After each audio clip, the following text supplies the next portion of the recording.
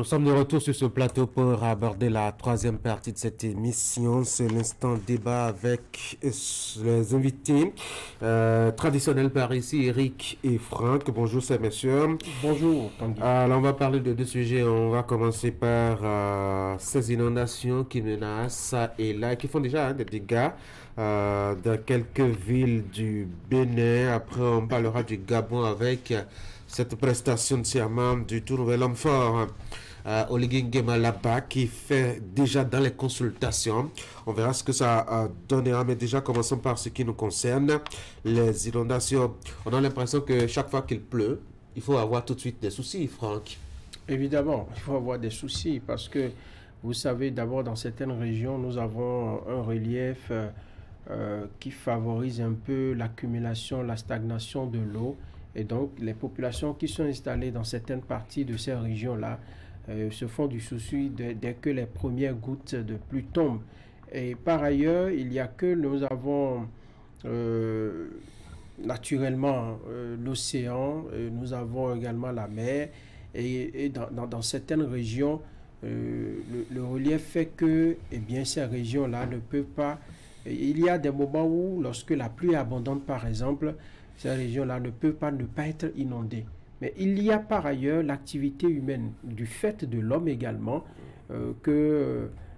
qui fait que, bien entendu, l'inondation sévit dans certaines zones. Il y a des gens qui construisent sur le passage de l'eau, ce qui fait que l'eau est obligée de se retenir à des endroits donnés. Mais globalement, il faut dire que c'est un problème qui ne date pas d'aujourd'hui et qu'il faut beaucoup de moyens pour régler ce problème-là. Dans ces conditions, je vois que c'est un casse-tête d'abord pour les administrations locales, pour l'État central lui-même. J'ai vu à grand propos sur une production de la télévision, et bien de la production de Canal 3, où la mer est en train d'avancer, la mer est en train de détruire les côtes de notre pays.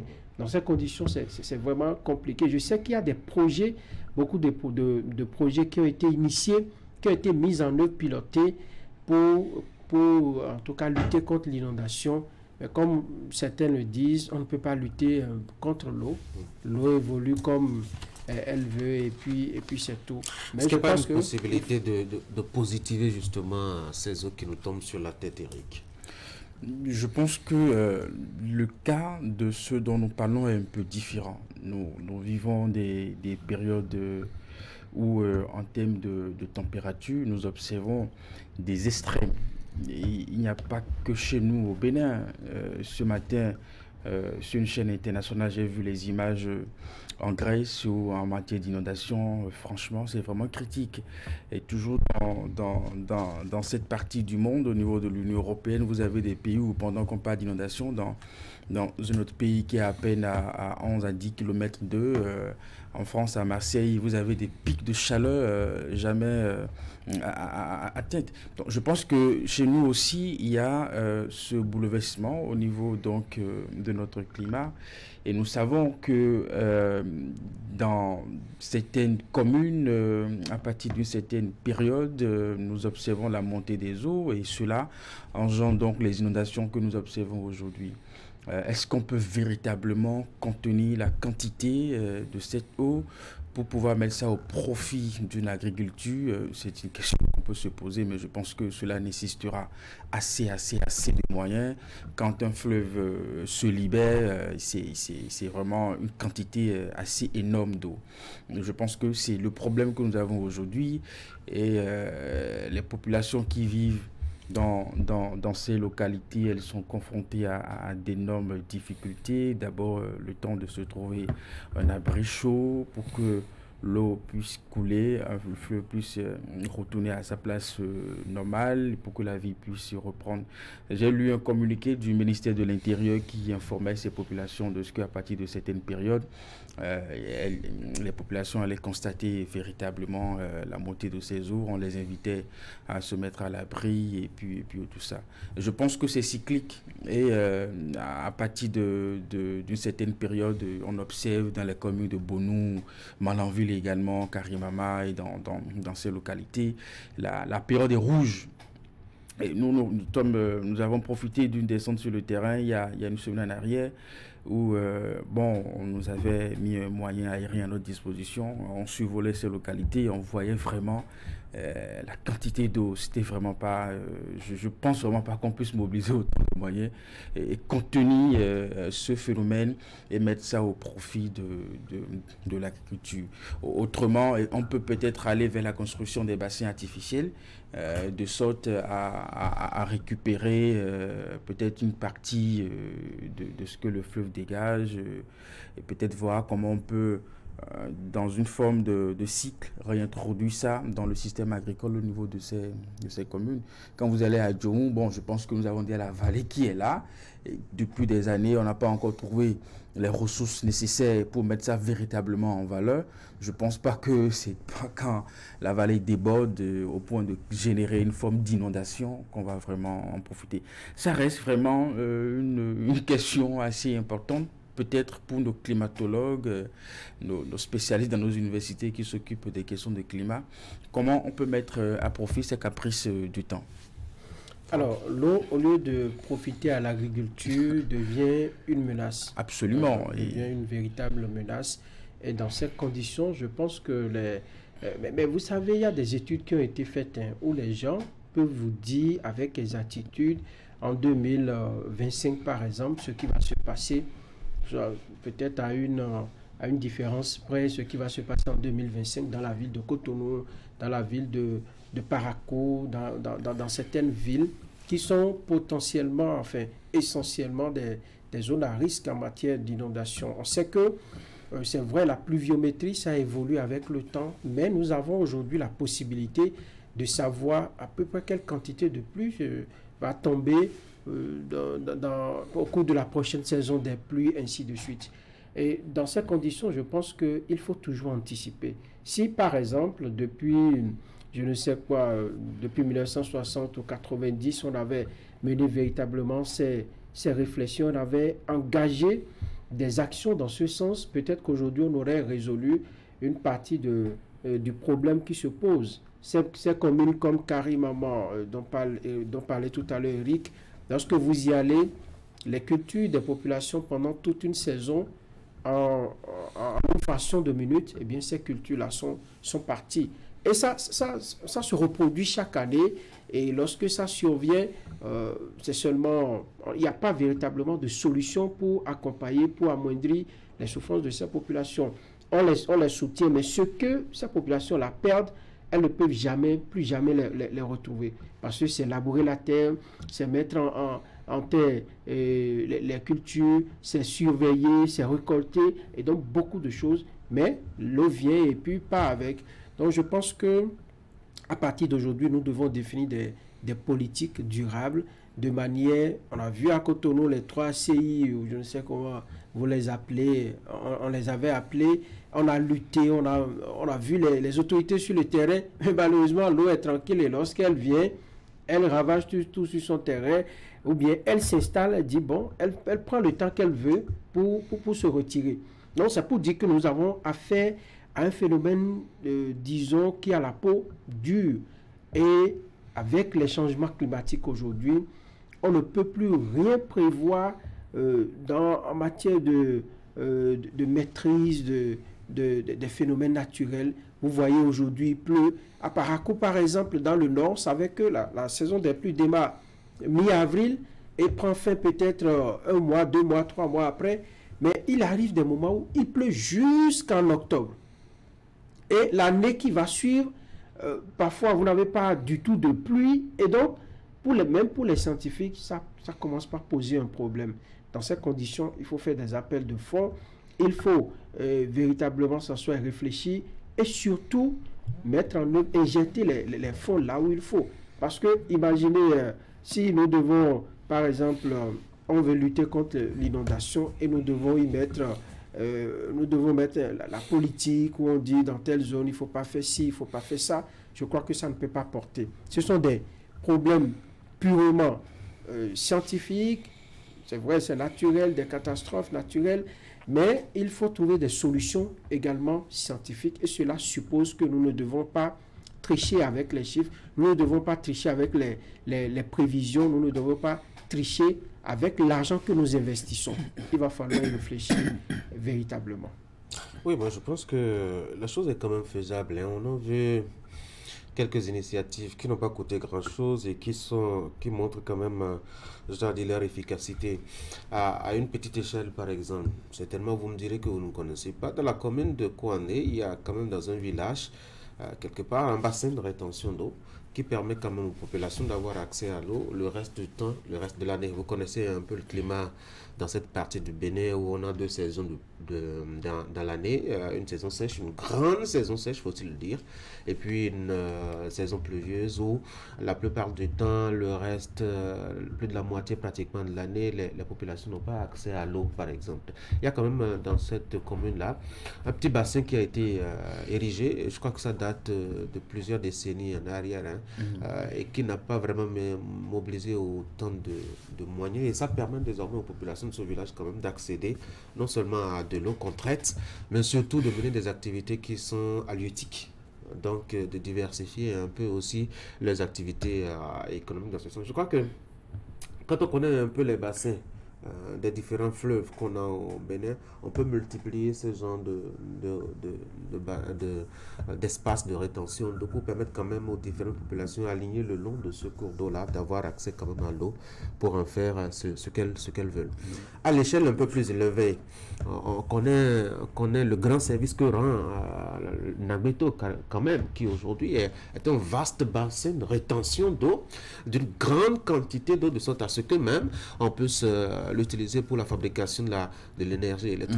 On peut aussi faire cette option-là et explorer ce volet-là pour voir dans quel sens, ma foi, on connaît un peu les fleuves qui provoquent, je dois dire, le débordement et accouchent les inondations, le fleuve Wébé, et puis le fleuve Niger, dans une certaine mesure. Les autres fleuves ne déconnent pas véritablement, on peut toujours trouver des solutions, peut-être le Mono aussi, ou la Sota quelque part.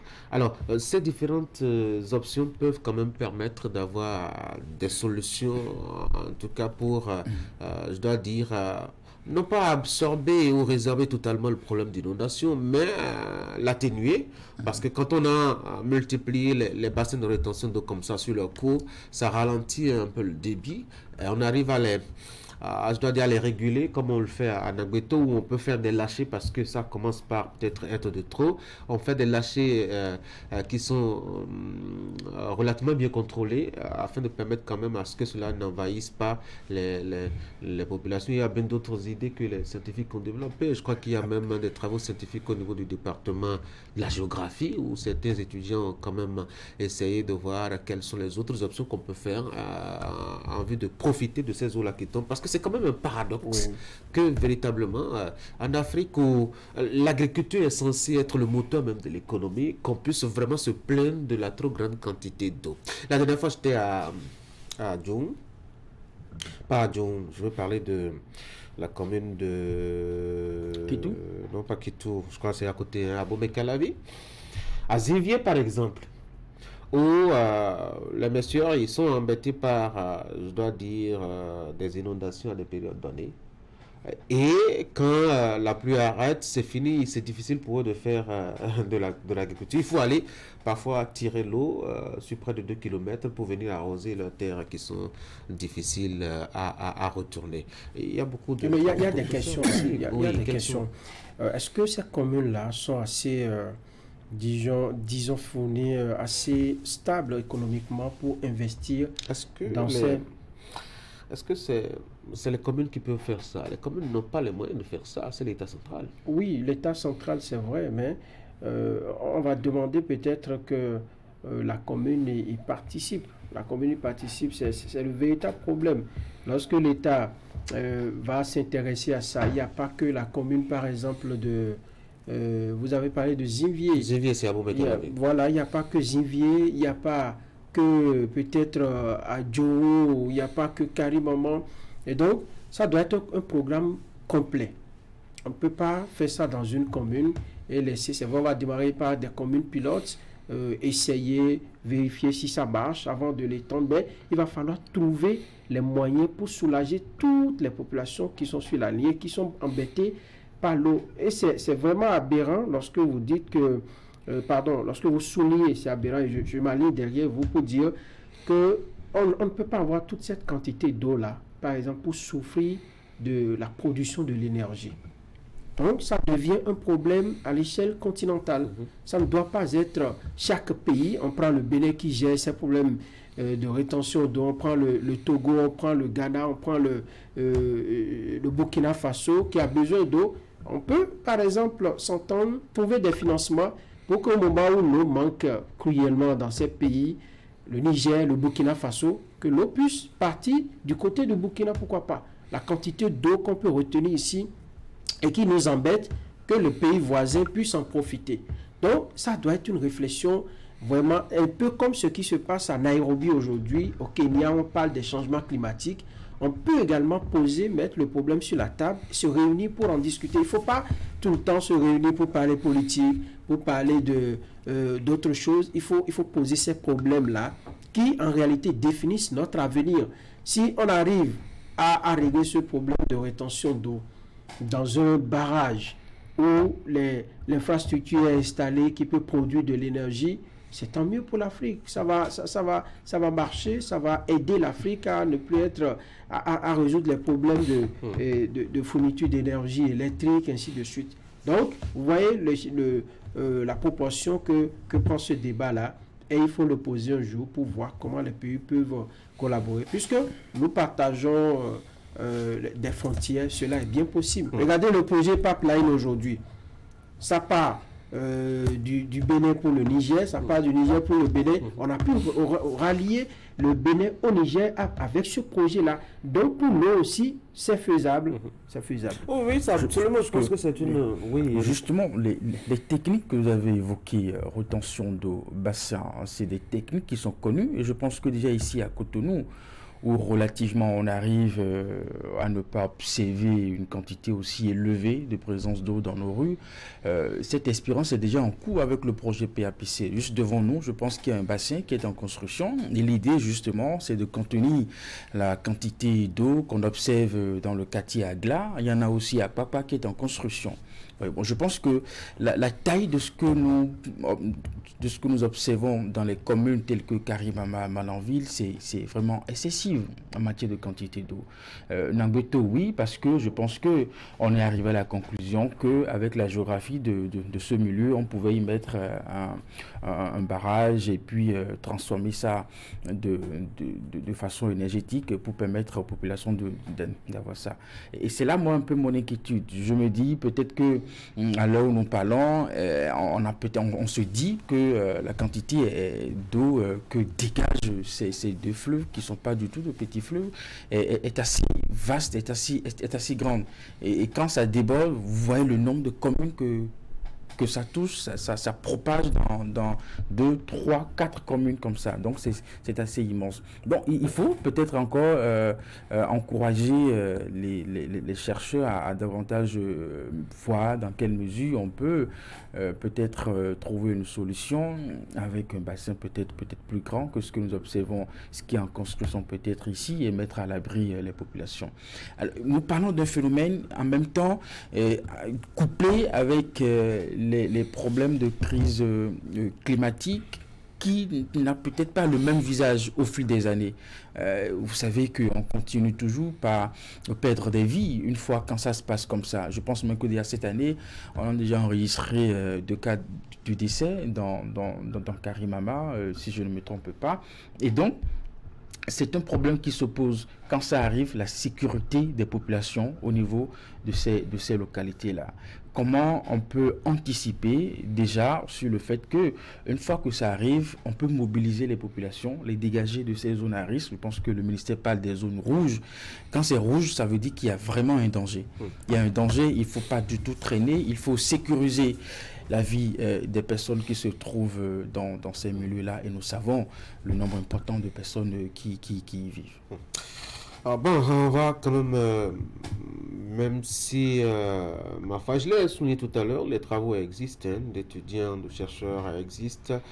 Il n'y a que l'implémentation, la mise en œuvre qui pose un petit souci. On parlera toujours de moyens, comme c'est la première excuse que nous servons souvent pour ne pas entreprendre de grandes choses pour nos problèmes. On va parler du Gabon, le temps rapidement de boucler ces discussions parce que l'heure s'en va. Là-bas, je dois dire, la communauté internationale et même la population de Libreville s'accommodent bien de la nouvelle situation. Oui, mais de quelle façon? Vous savez qu'aujourd'hui, au niveau de l'opinion, on a tendance à applaudir les coups de force, peut-être dans une forme d'émotion. Je pense qu'au Gabon, il y a peut-être longtemps que la population attendait la fin de règne de cette famille à la tête de l'État. Et donc, pour eux, il n'y a pas matière vraiment à se poser les vraies questions et les bonnes questions. Tant que cela leur apporte le départ de la famille Bongo, eh bien, la population y trouve son compte. Mais vous connaissez ma position. Les coups d'État ne sont pas des actes à encourager. Il faut justement les condamner. Et quand je vois déjà les premiers pas que pose le militaire qui a pris le pouvoir au Gabon, je me dis, est-ce que c'est vraiment ça notre destin sur notre continent? Est-ce que c'est vraiment ça? Est-ce que c'est ça qui va nous amener le développement que nous souhaitons? Oui, j'ai pu suivre un peu quelques extraits du discours de ce nouvel homme fort au Gabon. Et j'ai pu suivre également les impressions de certains Gabonais qui ont trouvé en ce premier message qu'il a délivré après sa prestation de serment, un discours qui n'est pas du copier-coller, un discours qui l'habite et tout. J'ai écouté des Gabonais qui sont heureux. C'est bien normal parce que ça fait 56 ans qu'ils étaient sous le joug de la politique Bongo, où de père en fils, on a transmis le pouvoir, ce qui ne devrait pas être le cas peut-être, et ainsi de suite. Je crois qu'ils se sentent un peu libérés. La parole aussi est libérée à Libreville et dans d'autres villes. Et déjà, les premières actions de ce militaire désormais aux commandes, enchantent beaucoup les Gabonais. Je sais qu'il a fait libérer déjà un syndicaliste qui partageait pas la même opinion que le régime de Omar Ali Bongo Ondimba. Il a engagé des discussions. Et donc, ces premières actions sont déjà... Il y avait des incarcérés pour leur opinion qu'ils avaient sur comment le pays était géré. Quelqu'un qui a fait 18 mois, qu'on a libéré, qui s'est prononcé, ainsi de suite. Ce sont des actions qui enchantent les Gabonais. Mais j'ai écouté également une analyste qui a dit, d'accord, on va faire les premières actions, on va régler ce qu'on semble ne pas être bien pour le pays, mais déjà, il faut qu'il y ait une feuille de route. Parce qu'à côté, j'ai écouté également des propos où, par exemple, on parle de nationalité, on parle de qui doit être désormais président de la République, qui ne doit être... enfin, si vous devez être candidat, vous ne devez pas avoir votre conjoint qui a ci, qui a ça. Je pense que le véritable problème aujourd'hui, et c'est vrai, il faut redresser la gouvernance, mais si vous, par exemple, vous avez fait vos études à l'extérieur, et si vous revenez avec une femme qui n'est pas peut-être de chez vous, bon, je ne sais pas. Est-ce que c'est là le véritable problème du Gabon aujourd'hui? C'est une question que moi je me pose. Je crois qu'il y a mieux à faire au Gabon. La gestion des ressources du sous-sol que regorge le Gabon. Il y a également, il faut redonner confiance aux Gabonais. Il faut les réconcilier avec ceux qui dirigent, les dirigeants. Parce qu'il y a longtemps, il y a eu cette fracture-là entre dirigeants et population. Ceux qui sont dirigés, à un moment donné, c'est un clan qu'on croit trop puissant, qui gère le pouvoir, qui est à l'aise et tout ce qui gravite autour. Et un autre clan qui est bien en dessous, qui est marginalisé, qui n'a pas droit à la redistribution des richesses. Donc, il faut essayer de recoller les morceaux et également mettre les Gabonais au travail. On a pu suspendre les accords, enfin disons, les partenariats qui ont été signés avec les sociétés françaises qui travaillaient là. Maintenant, il faut rechercher des partenaires crédibles. Il faut savoir ce que les Gabonais gagnent véritablement dans les nouveaux accords, voilà, qui seront signés. Et surtout, ne pas perdre de vue qu'on est dans une transition. On est dans une transition à un début et une fin, et surtout une transition courte. Ça rendrait service à tous ces pays-là où on a connu surtout des coups d'État. Il ne faudrait pas que les militaires s'agrippent au pouvoir et pensent que c'est désormais leur rôle. Non, leur rôle c'est dans les casernes, leur rôle c'est défendre les territoires, leur rôle c'est de sécuriser les personnes et les biens dans un État. Donc la transition doit être assez courte pour retourner le pouvoir politique aux civils. Oui, allez-y. C'est une question? D'accord.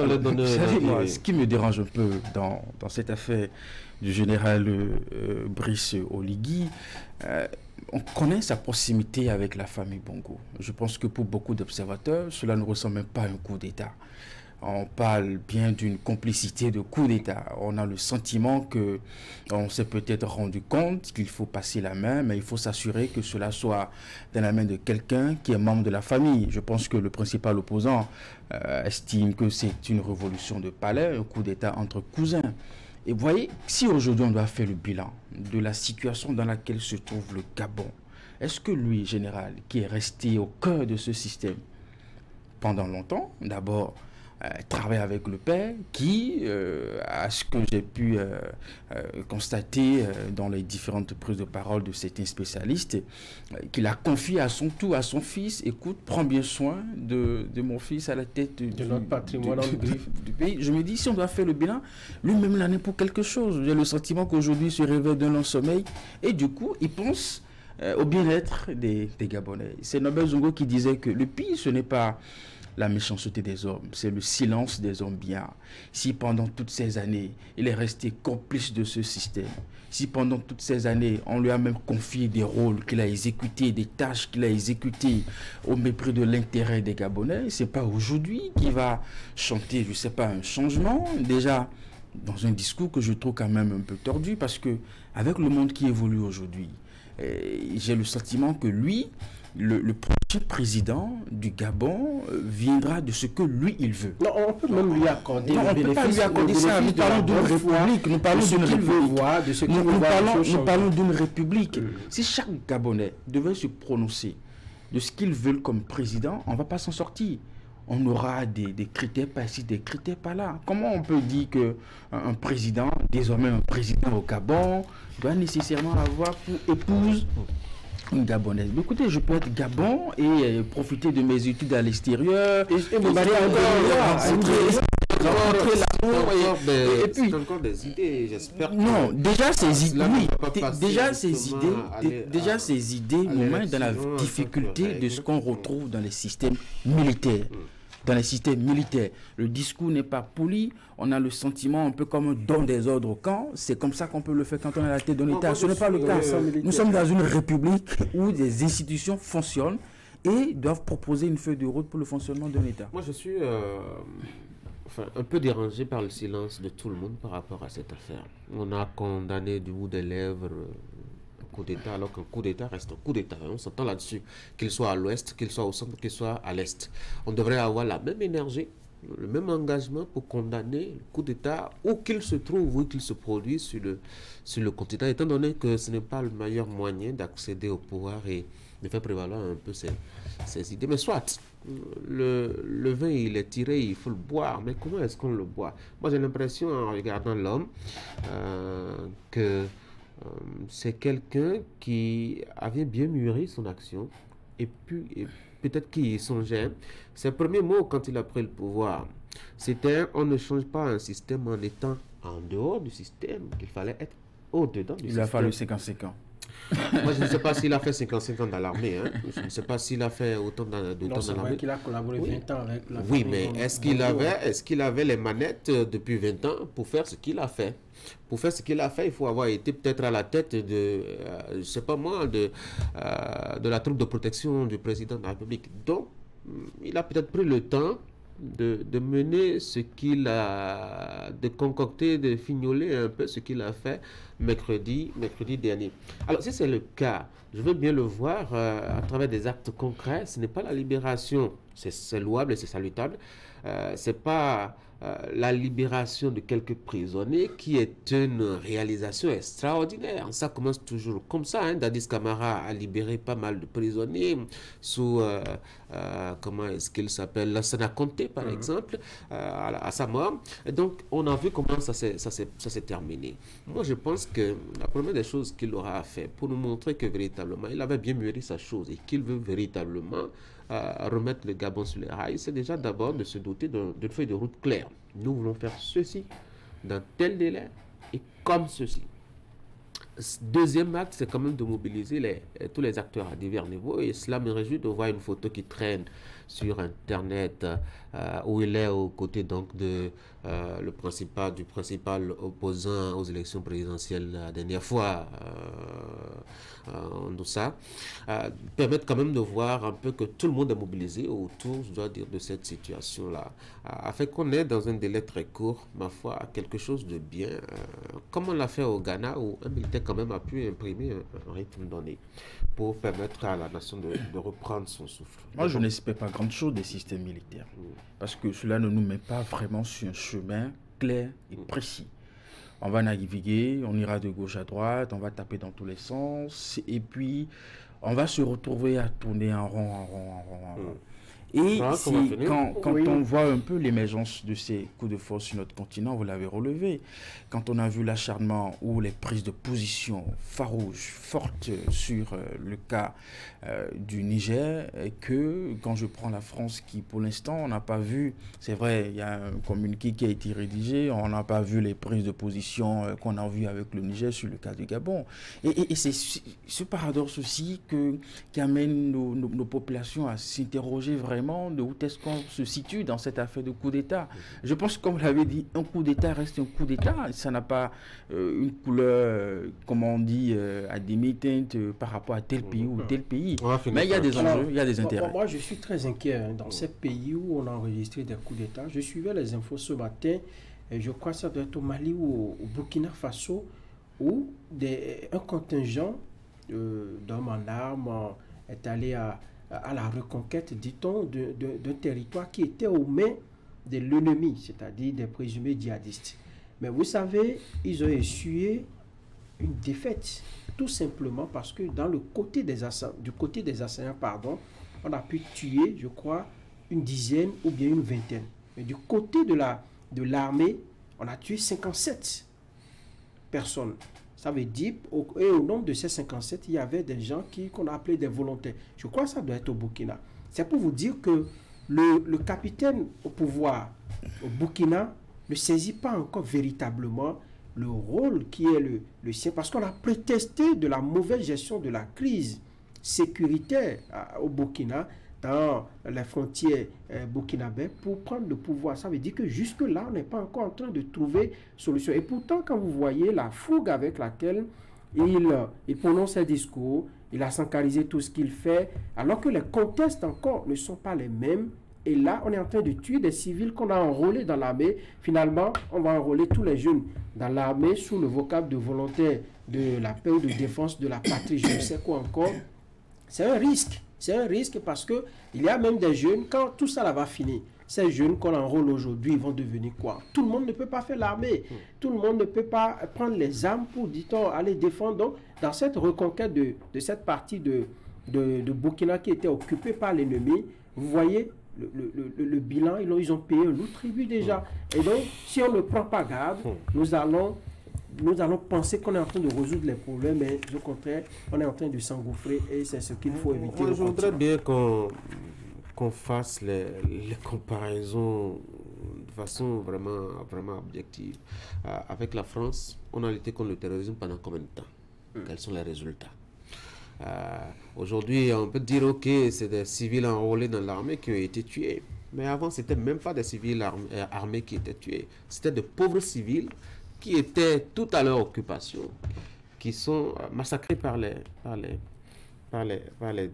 djihadistes, comme on les appelle. On a fait 10 ans, on a fait 15 ans pour lutter contre le terrorisme. Les gars, ils sont là depuis un an et demi. J'espère qu'on prendra le temps de leur... Je pense que c'est temps de vous débat. Vous me permettrez de finir. Moi, je n'ai pas d'a priori, je n'ai pas de préférence pour quelqu'un. Moi, je pense que si quelqu'un prend le pouvoir pour une raison ou pour une autre, il faut lui donner le temps qu'il faut pour nous prouver ce qu'il peut faire. C'est pas la meilleure façon de prendre le pouvoir. Donc, moi, j'ai jamais salué. Mais ils condamnés. Ils étaient dans l'armée. Ils étaient dans l'armée. Continuer tout en étant dans l'armée, continue pas à jouer le rôle. Le deuxième aspect sur lequel je voudrais aussi attirer l'attention, c'est qu'il y a quand même une sorte de communication qui est claire là-dessus. Il y a 2 semaines, je crois, le Gabon avait bombardé une position des rebelles qui était en pleine formation aussi. Ça n'a pas circulé.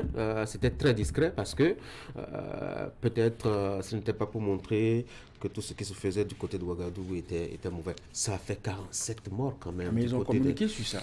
Mais c'est une vidéo qui a circulé. Je pense qu'il faut mettre les 2 tableaux ensemble pour permettre une appréciation objective de ce qui se fait. On ne peut pas demander à une armée de ne jamais avoir de pertes dans une guerre. C'est normal qu'une armée ait des pertes. En Russie, en Ukraine, les Russes perdent, les Ukrainiens perdent aussi. Pourtant, la guerre, elle continue. Allez, les gars, c'est pas un militaire qui est à la tête de ces États. Ah oui? Poutine, c'est pas un militaire? Oui, mais il n'a pas fait un coup d'État. C'est un agent de renseignement. Il n'a pas fait un coup d'État. Il est venu par une élection. Il est toujours là. Mesdames et messieurs, voici ce que je ne comprends pas ce matin. C'est que je...